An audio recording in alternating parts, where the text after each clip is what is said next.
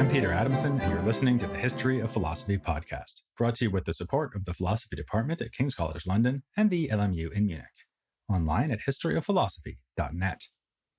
Today's episode, Brave New World, Shakespeare's Tempest and Colonialism. The infamous gunpowder plot to blow up Parliament would not come until 1605, a few years after the death of Queen Elizabeth, but other things were already exploding during her reign, not least the population. The rising number of people drove down wages and drove up prices. As usual, the wealthy ruling class were the least affected by the situation, but it did not escape their notice entirely. Indeed, economic problems throughout the 16th century helped to inspire the wave of writings on the improvement of the Commonwealth that we've discussed in previous episodes, and those were, of course, written by members of the elite. At the top of the hierarchy, economic expansion was one of the central preoccupations of Elizabeth and her council of advisors. They wanted trade to explode too. The cloth industry was the powerhouse of the 16th century economy. It was in order to facilitate the production of wool that landowners engaged in the controversial practice of enclosure, where public lands were given over to private use, often for the grazing of animals. That practice is mentioned critically in some of the texts we've already discussed. Thomas More complained about enclosure in Utopia, and Thomas Smith warned against its excessive use in his Discourse on the Commonweal. With land and resources at home seeming increasingly scarce, an alternative solution suggested itself. Why not seek land and resources abroad? It was a natural thought, since the 16th century was a time of increasing links between England and other European nations. The Reformation itself was one driver of that process, for instance when Protestants fled to Britain from repression in France. This offered some economic benefits, since not a few of those Protestants were skilled craftspersons. Trade links were also established with Spain, Italy, and as far as Russia and the Balkans. Who could object to such developments? The humanists, that's who. In that widely read treatise on education, the schoolmaster, Roger Ascham, complained about the bad effects that Italian culture was having on English visitors. He compared it to the island of Circe, which seduces Ulysses and his sailors in the Odyssey. A 1606 work by Thomas Palmer, entitled Essay of the Means How to Make Our Travels More Profitable, used the techniques of Peter Ramus to offer advice for the voyager. He agreed with Ascham when it came to Italy, a land of unfavorable climate and poor manners. Admittedly, the political ideas being tried out in Italian cities were worthy of interest, but you could read about these in books, so there was no need to go visit in person. There was a steady stream of invective aimed at Spain, too, which is unsurprising given the political, religious, and military rivalry between the English and Spanish at this time. Another travel writer, or perhaps better, an anti-travel writer, named Louis Lucanor, wrote to discourage his countrymen from visiting Spain, painting it as a land of oppression. The shortcomings of mainland Europe gave the English all the more reason to turn in the other direction. We already know from our discussion of Edmund Spenser that the late 16th century saw attempts to subdue and colonize Ireland. This, too, was motivated in part by anti-Spanish sentiment. Robert Paine's 1589 tract in favor of the Munster plantation, A Brief Description of Ireland, argued that the English needed to act quickly lest Spain establish outposts there. And then there were the Americas. The Spanish and Portuguese were well ahead in the race to exploit these newly contacted lands, so the English put their minds to catching up. In the 1570s, Martin Frobisher made 3 unsuccessful trips in search of a northwest passage to Asia, and Francis Drake circumnavigated the globe by going south around South America. But the Americas offered more than an obstacle in the way of getting to China and India. Riches awaited those who could establish colonies there, like the ones set up by Walter Raleigh on Roanoke Island and mainland Virginia in the 1580s. Or so argued Raleigh's colleagues and propagandists, Arthur Barlow, Thomas Harriot, and Richard Hakluyt. Hakluyt is a particularly interesting figure. Having studied theology and the new topic of geography at Oxford, he produced a whole series of works on travel, beginning in 1581 with his Diverse Voyages touching the discovery of America and the islands adjacent, which was dedicated to none other than Philip Sidney. Hakluyt was painfully aware of the explorations undertaken by the Spanish and Portuguese, because he was a polyglot who had been avidly reading travel literature produced all across Europe. He argued that the long history of exploration by people from the British Isles meant that there is none that of right may be more bold in this enterprise than the Englishmen. Sidney was impressed, calling the work a very good trumpet for expeditions to North America. Another work by Hakluyt, his Discourse on Western Planting, aimed to persuade Queen Elizabeth and her circle of advisors that colonization was a worthy enterprise. It would not only bring riches to the nation, but also make a foothold for Protestantism. What a disaster it would be if the Catholic nations were to establish their superstitions as the religion of these newly discovered lands. Which brings us to a challenge faced by these colonizing projects. The Americas might have been newly discovered by Europeans, but there were lots of other people who already knew about them, for the very good reason that they lived there. But the propagandists tried to spin this as just another opportunity. Pushing back against the idea that the Native Americans were savage cannibals, they emphasized their pacifism and religiosity. Barlow wrote in his report of a journey to the Eastern American coast that the natives there were most gentle, loving, and faithful, void of all guile and treason, and such as lived after the manner of the Golden Age. Harriet likewise argued that the native people encountered in Virginia were not to be feared, and that since they already believed in a greatest god who rules over other minor deities, it should be relatively straightforward to convert them to Christianity. He also made more chilling remarks, as when he noted that the natives would have cause both to fear and love us. There was already good reason for the part about fearing, because, as Harriet noticed, natives were dying of illness in droves just after meeting European visitors, as if shot by invisible bullets. We tend to assume that to the Europeans, the natives of the Americas seemed like nothing they had ever experienced.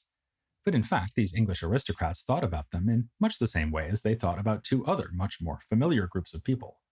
First, the laboring classes of England, the sort of people who would be displaced by enclosure. Of course, men like Raleigh weren't establishing colonies only for the sake of the English poor. He wanted to get rich himself. In addition to his North American adventure, Raleigh tried to locate El Dorado in South America, correctly believing that precious metal would be found in these lands, albeit on the incorrect grounds that the climate was similar to that of West Africa, which was known to have gold. But even if this failed, the Americas could also be settled by what men like Hakluyt considered as the excess population of England. They would be exported to cultivate the newly claimed lands. Second, we have the natives of Ireland. Again, Raleigh's name comes up here because he was involved in the colonization of Ireland too. Harriet, in fact, wound up living on the estate Raleigh established there. As we know from that discussion of Spencer, the Irish were considered to be uncivilized, and this was used as a rationale for displacing and massacring them. So, the colonizers were hardly going to hesitate to use the same techniques against the Native Americans. The English liked to present themselves as being more gentle and pious in their approach than the Spanish, and Raleigh in particular was uncomfortable with the prospect of enslaving or exterminating the native peoples.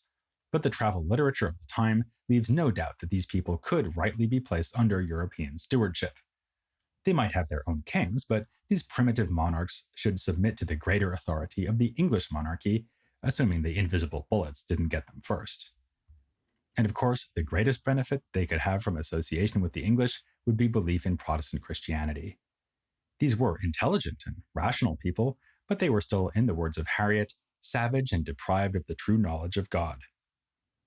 Tellingly, and supporting the parallel I just drew with the case of the Irish, Harriet's report on Virginia included artistic renderings of the Picts, the ancient inhabitants of the British Isles, who were made to benefit from domination by more civilized folk. It had worked long ago in Britain, so why not now in America?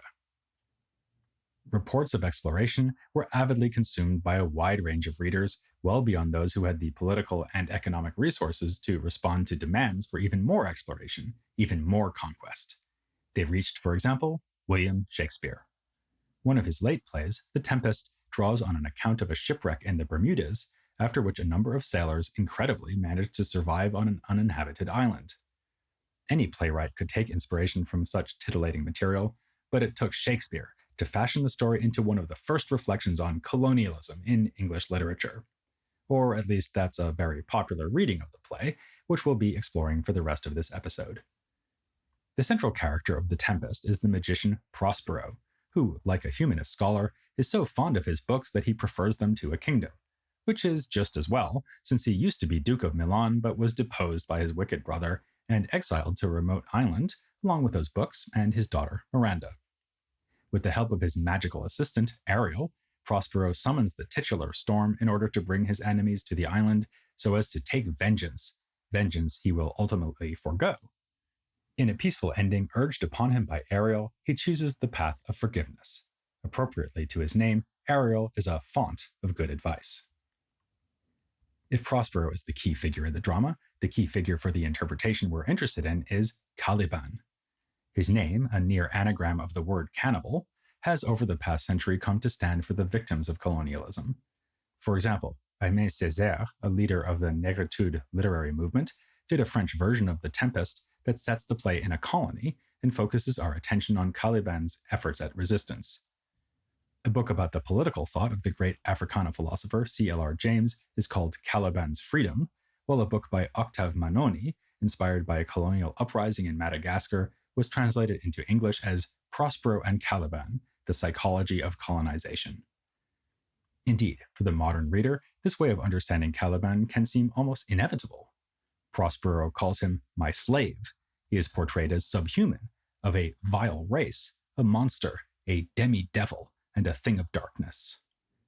There's a good deal of emphasis on the fact that he formerly lacked language, or at least the language spoken by Prospero and Miranda. It was she who taught him to speak, something Caliban sees as valueless. You taught me language, he tells her, and my profit on it is I know how to curse. The Red Plague rid you for learning me your language. And there are more subtle clues that Shakespeare wanted to thematize colonialism and servitude in this play. The question, where is the master, appears twice in the chaotic opening scene when the boat is struck by the magical storm, and Caliban allies with two servant characters from the boat, the buffoonish Trinculo and the drunkard Stefano, whom Caliban welcomes as a new master. Ironically, Caliban equates becoming Stefano's servant with freedom from the tyrant he had previously served, namely Prospero. The most straightforward interpretation of all this would take Shakespeare as sympathizing with Prospero and approving of his sovereignty over the degenerate Caliban. After all, as a child of his age, Shakespeare would hardly be likely to challenge the right of Europeans to dominate the non-Christian peoples of the New World.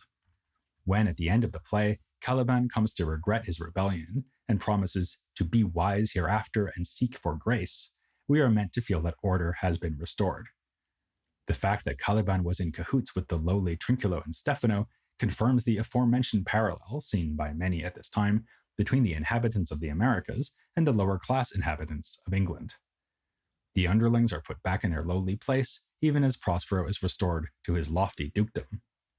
As Shakespeare himself might put it, all's well that ends well, and the happy ending here is assertion of power of European lords over their subjects, both domestic and foreign. But this is Shakespeare, so we probably shouldn't settle for the most straightforward interpretation. We can start with that story about the real shipwreck in the Bermudas. It did not involve any encounter with natives, so if Shakespeare did mean Caliban to stand in for such people, then he was at least altering his source material.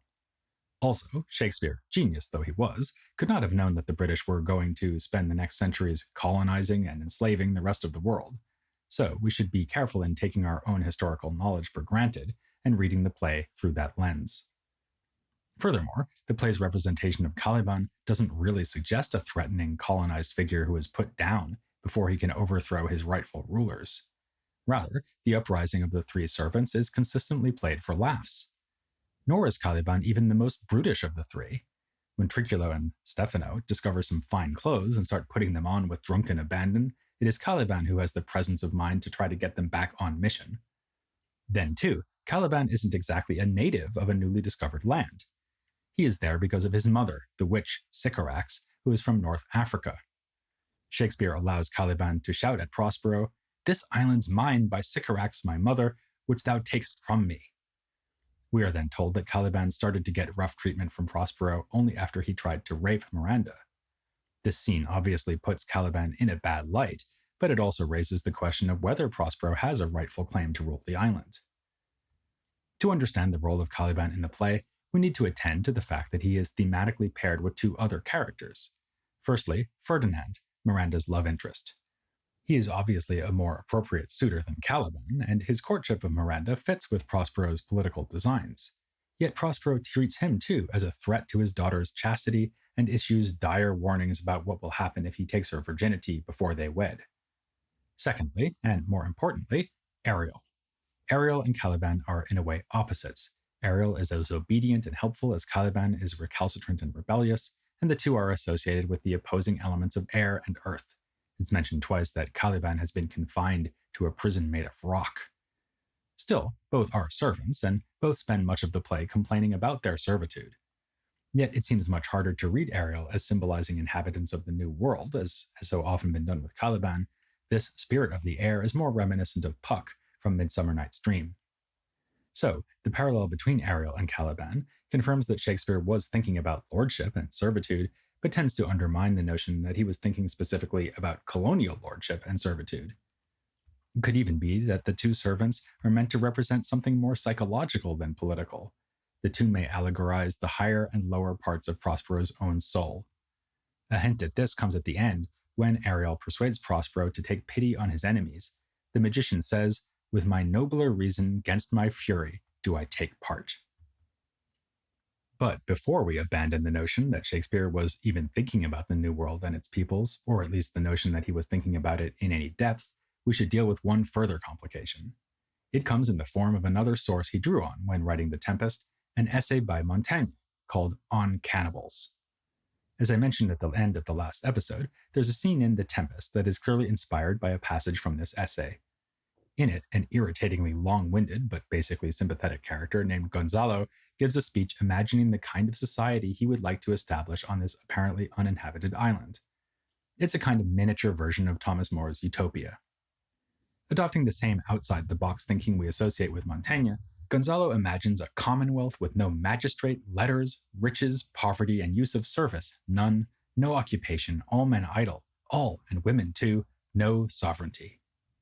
He concludes, "I would with such perfection govern, sir, to excel the golden age," which is as good a time as any to reveal that I've been taking all the episode titles for Renaissance Britain from Shakespeare. "I would with such perfection govern" was the title for episode 412 about British political thought. If you noticed this already on your own, then you can take quiet satisfaction, but better not tell anyone, because as Shakespeare said, there is not one wise man in 20 that will praise himself. On Cannibals is one of Montaigne's most famous essays, but I held off on discussing it until now, because it makes for such interesting reading alongside The Tempest. It is one of the first texts to propose a positive attitude towards the natives of the Americas, in an anticipation of the noble savage idea that will later appear so famously in Rousseau.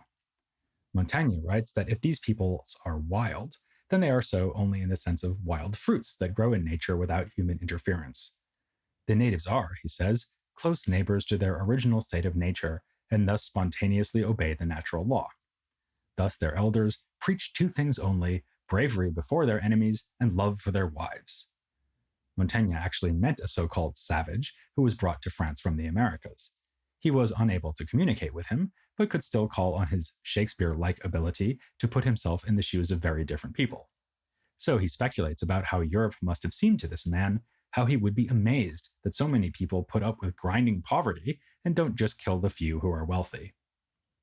A further example of experimentation in human sympathy is found in another Montaigne's essays, On Coaches, where he imagines how the natives of the Americas would have seen the Spaniards when they first arrived. Unknown monsters, within shining skin, namely their armor, bearing blades and cannons. Montaigne says, "We took advantage of their ignorance to pervert them toward treachery, toward every kind of cruelty and inhumanity by the example of our own manners." Montaigne has frequently, and rightly, been celebrated for these passages. He didn't know what was going to happen over the next centuries either, but if he could have seen into the future, he would not have been surprised. He knew already that it was the Europeans who were monstrous, not the natives. If we accept that with his own delicate monster, Caliban, Shakespeare was indeed trying to represent newly contacted peoples, then we also have to accept that that representation was far more ambiguous than what we find in Montaigne. Shakespeare was under no illusions as to the cruelty of the English, as shown by a remark of Stephano in the play. "In England, they will not give a single coin to relieve a lame beggar, but they will lay out 10 to see a dead Indian." Shakespeare also has Gonzalo say of apparitions summoned by Prospero, "These are people of the island, who, though they are of monstrous shape, yet note their manners are more gentle, kind, than of our human generation you shall find many, nay, almost any." So, the spirit of Montaigne seems to have found its way into this play alongside the spirit of Hakluyt. Which of these two spirits claims Shakespeare's own allegiance?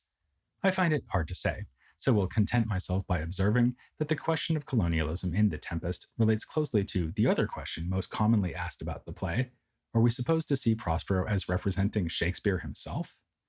Like the identification of Caliban with a New World cannibal, this identification is a tempting one. Prospero's magic may symbolize the magic of the theater, and his valedictory closing remarks are sometimes thought to voice a kind of retirement speech by the playwright. Our revels are ended, it says, before referring to the magic spirits as actors and saying that the great globe shall dissolve, which of course sounds like an allusion to the Globe Theatre. But if we do assume that Prospero is Shakespeare, we will be hard-pressed to adopt a nuanced reading of the role of Caliban in the play. After all, the more we empathize with the plight of this demi-devil, the more we will take umbrage at his mistreatment, and the more our admiration for Prospero would be undermined. I can readily believe that Shakespeare, having read Montaigne, had misgivings about England's colonial adventures, but if so, I find it impossible to believe that he cast himself in the role of the colonizer. I should say that this last observation about the connection between the Caliban question and the Prospero question is inspired by another podcast, which I highly recommend. Actually, it's a series of recorded lectures called Approaching Shakespeare from Oxford professor Emma Smith. Well worth checking out, not least for the occasional flashes of wordplay and humor. In the first episode, she has a nice line about the hazards of dating Othello. I'm increasingly tempted to do what she does in that series and devote about 30 episodes to these plays, given how rich a mine of philosophical treasures they are proving to contain. But I'm going to exercise restraint and do only one more episode on a Shakespearean theme. Unlike Prospero, I won't be abjuring rough magic, because next time we'll be looking at one of the most unnerving features of 16th century culture, witchcraft, and how it features in one of Shakespeare's most unnerving plays. So join me as we ask, what did Lady Macbeth say to her annoying dog? Yes, that's right. Out, out, damn spot. That's next time here on The History of Philosophy Without Any Gaps.